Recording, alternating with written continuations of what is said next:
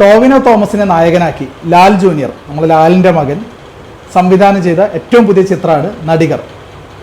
നടികർ എന്ന പടത്തെക്കുറിച്ച് പറയുകയാണെങ്കിൽ ആദ്യം നമ്മൾ ലാൽ ജൂനിയറെ കുറിച്ച് പറയണം. ലാൽ ജൂനിയറിൻ്റെ ആദ്യത്തെ പടം ഹണീബി, ഒരുപാട് നിരൂപക പ്രശംസ നേടിയ, തിയേറ്ററിൽ നല്ല കളക്ഷൻ സൃഷ്ടിച്ച, ആസിഫ് അലിക്ക് നല്ലൊരു ബ്രേക്ക് കൊടുത്ത നല്ലൊരു എൻ്റർടൈനർ മൂവിയായിരുന്നു ഹണീബി.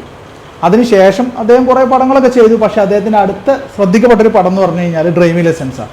ഈ ഹണീബി അതേപോലെ ഡ്രൈവിംഗ് ലൈസൻസ്, ഈ രണ്ട് പടങ്ങൾ മാത്രം മതി ഈ ഒരു സംവിധായകൻ ലാൽ ജൂനിയറുടെ കഴിവ് എത്രമാത്രം ഉണ്ട് എന്നുള്ളത് പറയാൻ. അത്രയും നല്ലൊരു ഡയറക്ടറാണ്. നല്ല രീതിയിൽ എൻ്റർടൈനേഴ്സ് എടുക്കാൻ കഴിയുന്ന, നല്ല രീതിയിലുള്ള പടങ്ങൾ സൃഷ്ടിക്കാൻ കഴിവുള്ള ഒരു സംവിധായകനാണ്. മികച്ച സംവിധായകൻ തന്നെയാണ് ലാൽ ജൂനിയർ. പുതു തലമുറയിലുള്ള സംവിധായകരുടെ ഒരു മികച്ച ആൾ തന്നെയാണ്. അപ്പോൾ അങ്ങനെയുള്ള ഒരാളുടെ ടോവിനോ തോമസിനെ വെച്ചിട്ടുള്ള ഒരു പടം, ഒരുപാട് കാലത്തെ പ്രിപ്പറേഷൻ, ഒരു കൊല്ലത്തോ പ്രിപ്പറേഷനിൽ ഉണ്ടാക്കിയ ഈ ഒരു പടം, അത് വളരെ മികച്ചൊരു പടമായിരിക്കും എന്നുള്ളൊരു ധാരണ, അത് വെച്ചിട്ടാണ് ഞാൻ ഈ പടം കാണാൻ പോയത്. ഈ പടത്തിൻ്റെ കഥ എഴുതിയത് എന്ന് പറഞ്ഞാൽ സുവിൻ എസ് സോമശേഖരൻ എന്ന് പറഞ്ഞിട്ടൊരാളാണ്. പുതിയ ഒരാളാണ്, പുതിയൊരു റൈറ്ററാണ്. അത്യാവശ്യം നല്ല രീതിയിൽ തന്നെ അദ്ദേഹം കഥ ഒക്കെ അവതരിപ്പിക്കുകയൊക്കെ ചെയ്തിട്ടുണ്ട്. നല്ലൊരു സ്ക്രീൻ പ്ലേ ഒക്കെ തന്നെയാണ് പടത്തിന് ഉള്ളത്. പക്ഷെ പടത്തിൻ്റെ കാര്യങ്ങൾ പറയുകയാണെങ്കിൽ പടത്തിൽ ഒരുപാട് പോസിറ്റീവായിട്ടുള്ള ഫാക്ടേഴ്സ് ഉണ്ട്.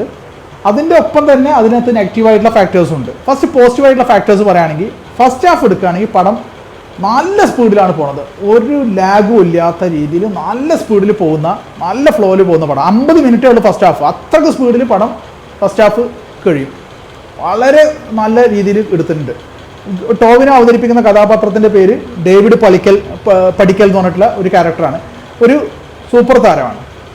അദ്ദേഹത്തിൻ്റെ തുടക്കത്തിലെ 3 സിനിമകൾ, അതിൽ 2 സൂപ്പർ ഹിറ്റ് ആവുന്നു, 1 ഇൻഡസ്ട്രി ഹിറ്റ് ആവുന്നു. അങ്ങനെ നല്ല രീതിയിൽ പ്രേക്ഷക പ്രശംസയൊക്കെ നേടി, പ്രേക്ഷകരുടെ ഇഷ്ടം നേടി, എന്താ പറയുക, ചെറുപ്പക്കാരുടെ ഇടയിലാണെങ്കിലും ശരി, പിന്നെ ബാക്കിയുള്ള മിഡിൽ ഏജ്ഡ് ആൾക്കാരുടെ ഇടയിലാണ് ശരി, ഒരുപാട് ഇഷ്ടം സമ്പാദിച്ച് മുന്നോട്ട് വന്നുകൊണ്ടിരിക്കുന്ന ഒരു യുവതാരം, ഒരു എസ്റ്റാബ്ലിഷ്ഡ് ആയിട്ട് വന്നുകൊണ്ടിരിക്കുന്ന ഒരു യുവതാരം. അതാണ് ടോവിനോ തോമസിൻ്റെ ക്യാരക്ടർ. പക്ഷെ അതിന് ശേഷം അങ്ങോട്ടേക്ക് അദ്ദേഹത്തിന് ആ ശോഭ നിലനിർത്താൻ കഴിഞ്ഞില്ല. അദ്ദേഹം പിന്നെയും സ്റ്റാർഡത്തിൽ മുങ്ങി നിൽക്കുന്ന ഒരാൾ.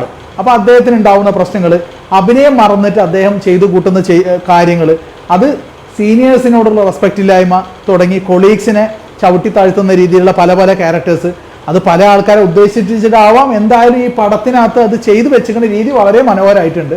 ഇതിനകത്ത് സീനിയർ ഡയറക്ടറായിട്ട് അഭിനയിച്ചിട്ടുള്ളത് രഞ്ജിത്താണ്.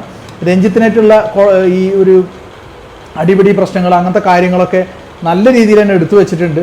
അപ്പോൾ ആ സമയത്ത് ഉണ്ടാവുന്ന അദ്ദേഹത്തിൻ്റെ ആങ്കർ ഇഷ്യൂസ്, അപ്പോൾ അതിനായിട്ട് റിലേറ്റഡ് ആയിട്ടുള്ള പ്രശ്നങ്ങൾ, കാര്യങ്ങൾ, ഇതൊക്കെ വളരെ മനോഹരമായിട്ട് തന്നെ ലാൽ ജൂനിയർ എടുത്തു വെച്ചിട്ടുണ്ട്. ഫസ്റ്റ് ഹാഫ് വളരെ മികച്ച രീതിയിൽ തന്നെ പോയിട്ടുണ്ട്. ഒരു സ്റ്റാറിന് ഉണ്ടാവുന്ന ഓരോ ആകുലതകൾ, അദ്ദേഹത്തിന് ഉണ്ടാവുന്ന അപ്രിഹെൻഷൻസ്, അതേപോലെ തന്നെ അദ്ദേഹത്തിൻ്റെ ചെയ്തികൾ കാരണം കൂടെ നടക്കുന്ന ആ ഒരു സപ്പോർട്ടിങ് ആൾക്കാർക്ക് ഉണ്ടാവുന്ന പ്രശ്നങ്ങൾ. ഇതിനകത്ത് ഇദ്ദേഹത്തിൻ്റെ മെയിൻ സപ്പോർട്ടറായിട്ട് ഒരു മേക്കപ്പ് മാൻ കം ഡ്രൈവറായിട്ട് അഭിനയിക്കുന്ന ബാലു വർഗീസാണ്. ബാലു വർഗീസ് വളരെ മികച്ച രീതിയിൽ തന്നെ ചെയ്തു വെച്ചിട്ടുണ്ട്. സുരേഷ് കൃഷ്ണ അദ്ദേഹത്തിൻ്റെ മാനേജറായിട്ട് PK എന്നുള്ള ക്യാരക്ടറാണ് അഭിനയിച്ചിട്ടുള്ളത്. അതും വളരെ മികച്ച രീതിയിൽ ചെയ്തു വെക്കാൻ പറ്റിയിട്ടുണ്ട്. ബേസിക്കലി പടത്തിൻ്റെ ഒരു തീം എന്ന് പറഞ്ഞു കഴിഞ്ഞാൽ ഒരു സ്റ്റാർഡത്തിൽ മുങ്ങി കുളിച്ച് നിൽക്കുന്ന ടോവിനോ തോമസ്, അദ്ദേഹത്തിന് ആക്ടിങ് സ്കില്ലൊക്കെ പോയിട്ടുണ്ട്. അതായത് അങ്ങനെ ഒരു മികച്ച ഒരു ആക്ടറൊന്നുമല്ല. അപ്പോൾ അദ്ദേഹത്തിനെ ഒന്ന് ചെത്തി മിനുക്കി എടുക്കാൻ വേണ്ടിയിട്ട് ബാല എന്ന പേരുള്ള, അത് സൗബിൻ സഹീറാണ് ആ ക്യാരക്ടർ അവതരിപ്പിച്ചിട്ടുള്ളത്, ബാല എന്ന പേരുള്ള ഒരു തിയേറ്റർ ആർട്ടിസ്റ്റിനെ കൊണ്ടുവരാണ്. അപ്പോൾ അദ്ദേഹത്തിൻ്റെ അഡ്വൈസുകൾ, കാര്യങ്ങൾ എത്രമാത്രം ടോവിനോക്ക് ഉൾക്കൊള്ളാൻ കഴിയുന്നു, ടോവിനോ അത് ഉൾക്കൊണ്ട് നല്ലൊരു ആക്ടറായിട്ട്, പോളിഷ്ഡ് ആക്ടറായിട്ട് മാറി വരുമോ എന്നുള്ളതൊക്കെയാണ് പടത്തിൻ്റെ ഇതിവൃത്തം. അതിൻ്റെ ഇടയിൽ ഉണ്ടാവുന്ന കോൺഫ്ലിക്ട്സ്, കാര്യങ്ങൾ, അതൊക്കെ നല്ല രീതിയിൽ തന്നെ എടുക്കാനായിട്ട് അവർക്ക് കഴിഞ്ഞിട്ടുണ്ട്. ഫസ്റ്റ് ഹാഫ് ഈ രീതിയിൽ പോവുകയാണെങ്കിൽ, അതായത് ടോവിനോ തോമസിൻ്റെ സ്റ്റാർഡം കാണിക്കുന്നു, ടോവിനോ തോമസിന് ഇൻട്രോ സീനുകൾ, അതേപോലെ ആക്ഷൻ സീക്വൻസുകൾ, അതൊക്കെ വളരെ മികച്ച രീതിയിൽ കാണിക്കുകയാണെങ്കിൽ സെക്കൻഡ് ഹാഫിൽ മുതൽക്ക് അങ്ങോട്ടേക്ക് പടം സ്പീഡ് വളരെയധികം കുറഞ്ഞ് വളരെ സ്ലോ പേസിലാണ് പിന്നെ അങ്ങോട്ടേക്ക് പോകുന്നത്. ഫസ്റ്റ് ഹാഫിൻ്റെ കാര്യങ്ങൾ പറയുകയാണെങ്കിൽ പടത്തിനകത്തുള്ള ഇൻട്രോ സീനൊക്കെ എന്ന് പറഞ്ഞാൽ ടോവിനോ സ്ക്രീനിൽ നിറഞ്ഞു നിൽക്കുകയാണ്. അത്രയ്ക്ക് മികച്ച സ്ക്രീൻ പ്രസൻസ് അദ്ദേഹത്തിന് കിട്ടിയിട്ടുണ്ട്. ഇതിനകത്തുള്ള BGM ആണ് ഈ പടം കൊണ്ടുപോകാനായിട്ട് ഏറ്റവും കൂടുതൽ സഹായിച്ചിട്ടുണ്ട്. നല്ല രീതിയിൽ തന്നെ ടോവിനോ തോമസിനെ ഇൻട്രോ കാണിക്കുന്ന സമയത്തുള്ള ഈ BGM കാര്യങ്ങൾ ഇദ്ദേഹത്തിൻ്റെ ആ ഒരു അപ്പിയറൻസിനെ കോംപ്ലിമെൻ്റ് ചെയ്യുന്നുണ്ട്. വളരെ മികച്ച രീതിയിൽ തന്നെ അത് ചെയ്തു വെക്കാൻ ഇതിൻ്റെ മ്യൂസിക് ഡിപ്പാർട്ട്മെൻറ്റ് കഴിഞ്ഞിട്ടുണ്ട്. മാത്രമല്ല അദ്ദേഹത്തിൻ്റെ മാനറിസങ്ങൾ, ആങ്കർ ഇഷ്യൂസ്, ഈ വക കാര്യങ്ങളൊക്കെ നല്ല രീതിയിൽ സ്ക്രീനിൽ കൊണ്ടുവരാനായിട്ട് ഡയറക്ടർക്ക് കഴിഞ്ഞിട്ടുണ്ട്. ഫസ്റ്റ് ഹാഫ് വളരെ മികച്ച രീതിയിൽ തന്നെ മുന്നോട്ട് പോവുകയാണ് എങ്കിൽ സെക്കൻഡ് ഹാഫ് വളരെ മെല്ലെപ്പോക്കാണ്. പടത്തിന് സ്പീഡൊക്കെ പോയി പടം ഒരു ശോകമായ ലെവലിലേക്ക് മാറുകയാണ് ചെയ്തിട്ടുള്ളത്. കാരണം സ്പീഡൊക്കെ കുറഞ്ഞ് പിന്നെ കുറച്ച് സെൻറ്റിമെൻറ്റ്സ് ഒക്കെ വന്ന് അത് പടത്തിന് എത്രമാത്രം അത് പുറകിലേക്ക് വലിച്ചു എന്നുള്ള കാര്യമാണ് അതിനകത്തൊരു പ്രശ്നമായിട്ട് തോന്നിയത്. നല്ല രീതിയിൽ കൊണ്ടുപോകാവുന്ന ഒരു സബ്ജക്റ്റ് ഫസ്റ്റ് ഹാഫിന് ശേഷം സെക്കൻഡ് ഹാഫിൽ കൊണ്ടുപോയിട്ട് നശിപ്പിക്കുന്ന ഒരു കാഴ്ച നമുക്ക് കാണാൻ കഴിയുന്നത്. സെക്കൻഡ് ഹാഫിൽ അവിടെയും ഇവിടെയൊക്കെ കോമഡി ഉണ്ടെങ്കിൽ ഫസ്റ്റ് ഹാഫിൻ്റെ അത്ര രീതിയിൽ കോമഡി കാര്യങ്ങളൊന്നും ചെയ്തു വെക്കാൻ കഴിഞ്ഞിട്ടില്ല. ഒരുപാട് ലെങ്തി ആയിട്ട് തോന്നി സെക്കൻഡ് ഹാഫ് ഫസ്റ്റ് ഹാഫിനെ അപേക്ഷിച്ച് നോക്കുമ്പോൾ. ആ ഒരു പ്രശ്നവും ഈ പടത്തിൽ മുഴച്ചു നിൽക്കുന്നുണ്ട്. അപ്പോൾ ഓവറോൾ പടത്തിൻ്റെ ഒരു സ്കോർ പറയുകയാണെങ്കിൽ സ്കോറിന് ഒരു 5 ഔട്ട് ഓഫ് 10 ഒക്കെയാണ് നമുക്ക് ഈ പടത്തിന് സ്കോർ കൊടുക്കാൻ പറ്റുള്ളൂ. പടത്തിന് നമുക്ക് തിയേറ്ററിൽ പോയിട്ട് തന്നെ കാണണമെന്ന് വെച്ച് കഴിഞ്ഞാൽ അതിൻ്റെ ആവശ്യമുണ്ട് തോന്നുന്നില്ല. നിങ്ങളുടെ അത്യാവശ്യം ഫ്രീ ടൈം ഉണ്ട്, നിങ്ങൾക്ക് ഒരു എൻജോയ് ചെയ്തിട്ട് ഫാമിലിയുടെ കൂടെ അല്ലെങ്കിൽ ഫ്രണ്ട്സിൻ്റെ കൂടെ കാണണം. വേറെ പടങ്ങളെല്ലാം ഇപ്പം നിങ്ങൾ കണ്ടു കഴിഞ്ഞു. ആടുജീവിതം കണ്ടു കഴിഞ്ഞു, ആവേശം കണ്ടു കഴിഞ്ഞു, വർഷങ്ങൾക്ക് ശേഷം കണ്ടു കഴിഞ്ഞു, അതേപോലെ ജയ് ഗണേഷ് കണ്ടു കഴിഞ്ഞു, ഇപ്പോൾ ഇറങ്ങിയിട്ട് പവി കെയർ ടേക്കർ ആണെങ്കിലും ശരി, അങ്ങനെ ഓൾമോസ്റ്റ് എല്ലാ പടങ്ങളും കണ്ടു കഴിഞ്ഞു. നിങ്ങൾക്ക് പ്രത്യേകിച്ച് ഇനി ഒരു പടം കാണാനില്ല. ബാക്കി എല്ലാ പടങ്ങളും നിങ്ങൾ കണ്ടു എൻജോയ് ചെയ്തു. ഇപ്പോൾ ലാസ്റ്റ് ഇറങ്ങിയ നിവിൻ പോളിൻ്റെ പടവും എല്ലാം നിങ്ങൾ കണ്ട് നിങ്ങൾ ഫ്രീ ആയിട്ടിരിക്കുകയാണ്. നിങ്ങൾക്ക് ഫ്രീ ടൈം ഉണ്ട്. ഒരു അത്യാവശ്യം ചിരിക്കാൻ പറ്റുന്ന രീതിയിലുള്ള ഒരു വൺ ടൈം വാച്ചബിൾ മൂവിയാണ് നിങ്ങൾ ഉദ്ദേശിക്കണമെങ്കിൽ ഒരു 5 ഔട്ട് ഓഫ് 10 എന്ന ഒരു സ്കോർ അതിൽ ഉള്ള ഒരു ആവറേജ് മൂവിയാണ് നിങ്ങൾ കാണാൻ ഉദ്ദേശിക്കണമെങ്കിൽ, വലിയ ഒരു സംഭവമൊന്നും എക്സ്പെക്റ്റ് ചെയ്യാത്ത ഒരാളാണെങ്കിൽ ഈ പടം തിയേറ്ററിൽ പോയിട്ട് കാണുന്നതിന് തെറ്റൊന്നുമില്ല. പടത്തിൻ്റെ ബഡ്ജറ്റിനെ കുറിച്ച് ഇപ്പോൾ നോക്കിയപ്പോൾ 40 കോടി ബഡ്ജറ്റിലാണ് പടം ചെയ്തതെന്നാണ് മനസ്സിലാക്കാൻ കഴിഞ്ഞത്.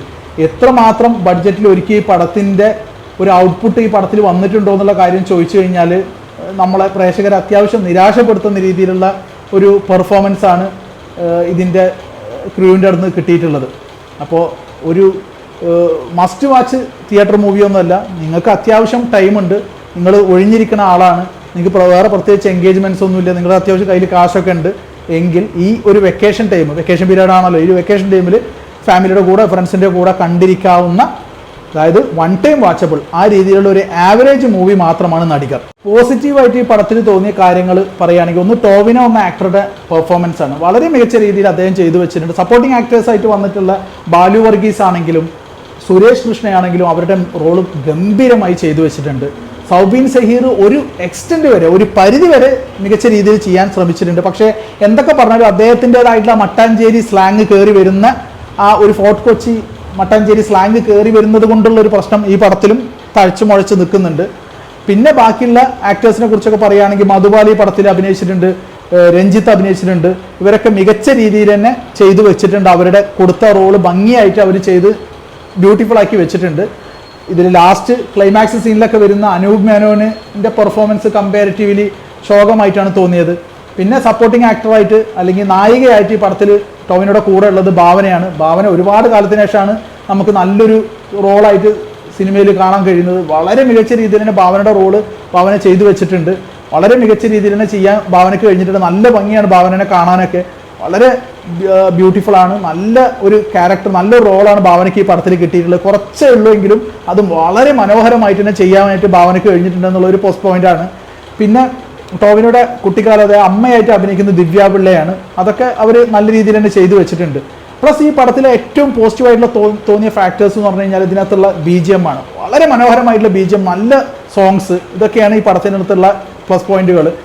ഈ പടത്തിൽ ഓരോ പോയിന്റിലും ടോവിനോയുടെ ഇൻട്രോ കാണിക്കുന്ന സമയത്തും ടോവിനോയുടെ ഫൈറ്റ് സീൻസ് കാണിക്കുന്ന സമയത്തും ബാക്കിയുള്ള ഇമോഷൻ സീൻസ് കാണിക്കുന്ന സമയത്തൊക്കെ ചെയ്തു വെച്ചിട്ടുള്ള BGM എന്ന് പറഞ്ഞാൽ ഈ പടത്തെ ഒത്തിരി കോംപ്ലിമെൻറ്റ് ചെയ്യുന്നുണ്ട്. അത്രക്കും ബ്യൂട്ടിഫുൾ ആക്കാനായിട്ട് അതിന് കഴിഞ്ഞിട്ടുണ്ട്. എങ്കിൽ കൂടെ ഫസ്റ്റ് ഹാഫിൻ്റെ ആ ഒരു ഗ്രാഫിൽ ഉയർന്നു നിൽക്കുന്ന ആ സ്ഥലത്ത് നിന്ന് പടം ഒരു ലോ ലെവലിലേക്ക് പോകുന്ന ഒരു കാഴ്ചയാണ് നമുക്ക് സെക്കൻഡ് ഹാഫിൽ കാണാൻ കഴിഞ്ഞത്. അതുകൊണ്ട് തന്നെ ടോട്ടൽ പടത്തിൻ്റെ ഔട്ട്പുട്ട് ചോദിച്ചു കഴിഞ്ഞാൽ ഒരു ആവറേജ് മൂവി, ഒരു വൺ ടൈം വാച്ചബിൾ മൂവി എന്ന് മാത്രമേ ഈ പടത്തിന് സ്കോർ നമുക്ക് കൊടുക്കാൻ പറ്റുള്ളൂ. 5 ഔട്ട് ഓഫ് 10 എന്നൊരു സ്കോറായി നമുക്ക് ഈ പടത്തിന് കൊടുക്കാൻ കഴിയുകയുള്ളൂ.